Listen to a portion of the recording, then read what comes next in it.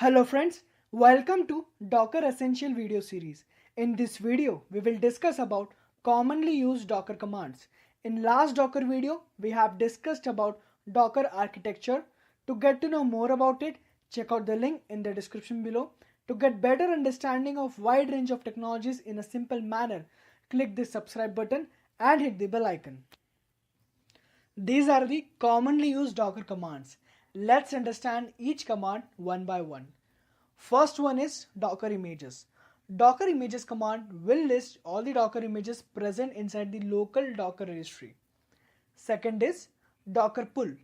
Docker pull command is used to pull the Docker image from the Docker registry.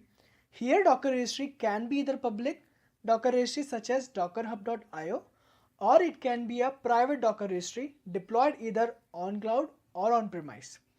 Third is Docker push. Docker push command is used to push the locally built Docker image into the Docker registry. Here also Docker registry can be either public or it can be a private. Fourth is Docker run. Docker run command is used to create and run the Docker containers. Fifth is Docker rm. Docker rm command is used to remove the Docker containers. Sixth is Docker stop. Docker stop command is used to stop the Docker containers.